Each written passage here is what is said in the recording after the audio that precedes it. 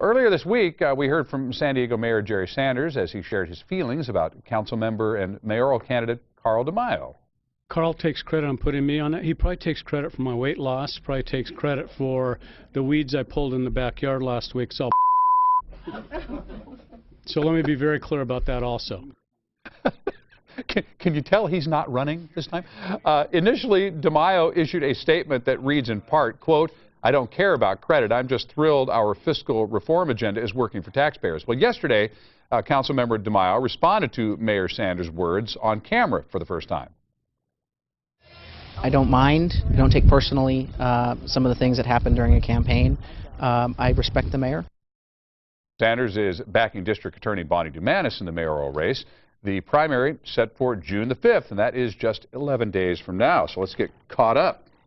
Yeah, the back and forth between Mayor Sanders and Carl DeMaio was just one of the many political stories that made headlines this week. Our political analyst, John Dadian, is here to talk about this and the national races as well. John, thanks so much for coming in. Good morning. What did you think about Mayor Sanders' response to the reporter's question? And it's not too often we hear the mayor use some foul language. Actually, that's kind of been his persona now a couple of years ago. If you remember, a couple of years ago, the same thing happened where he used that type of language, and at first it became a story, but then they started promoting that. And he actually used that in a taxpayer dinner when they did a video that he was swearing, and everybody was laughing for hours. So it's kind of his image now. Yeah, you hear almost nervous laughter from the members of the media that were in the room. Like, is he kidding or is he serious? And he didn't crack a smile.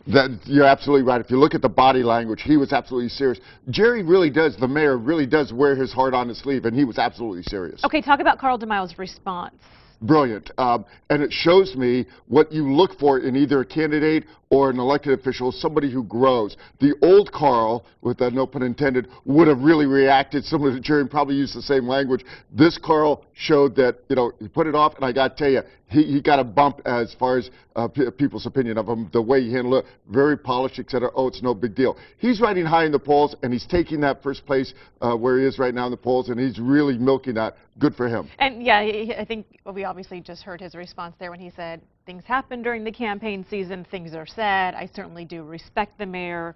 Well, that diffused the situation altogether. Now it's a non-issue. I guarantee you it would have been a different response from Councilmember DeMaio if he'd be in the polls in 4th place right now. Possibly. He would have come back hard. But now you're in 1st place, you can, take the high road, and it really is working very well for him. Speaking of the mayoral race, it won't be long, maybe by the end of today, where we find out where the fundraising stands among the candidates. And that is, in my profession, a big litmus test, what people look for. Less than 2 weeks left before to go to the race. That really is going to, because keep in mind, a lot of people still are keeping closed their checkbooks right now that they will open in the next 11 days. So that is what they're looking at. So in the next 11 days, we still expect to see a lot of people coming forward and donating to these campaigns. Absolutely. Locally, not only do you have the campaigns, but you do have what they call nationally the super PACs. There are a lot of campaigns that are being run both pro and con. There's a couple super PACs pro candidates. There's several, there's one called Dirty DeMaio. That's the official name of one of the PACs here locally. Let's talk about the national race for a second.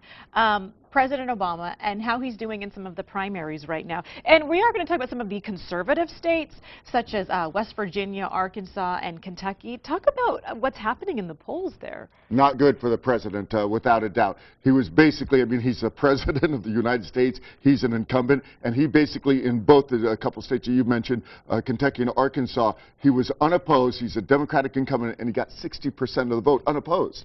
In other words, when you go into the polling booth, if that's the only name on the ballot, you can still not vote in that race. So that's what people like me look at the numbers. How many people voted and then what the percentage is. So he got 60% of both Arkansas and Kentucky. That is not good. And also not good in West Virginia. A Texas federal inmate got 4 out of every 10 votes in West Virginia. He was opposing President Obama on the primary election sheet. So this is bizarre.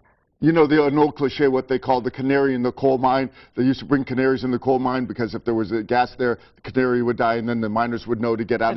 Yeah. This is clearly a warning sign to the president that he has problems because the states that we're talking about are what they call swing states that they could go either way. And with the goal, keep in mind, of 270, you've heard me say before, you hear some of these polls that Romney's ahead or the president's ahead. Those polls really don't count because they're national polls. That's not how we elect the president. It's by electoral vote, so you have to do it state by state. And these states that may make the difference are not looking good for the president. Well, we'll see what happens. Several more weeks to come before November hits, so Very good. a lot more to talk about. John, thanks.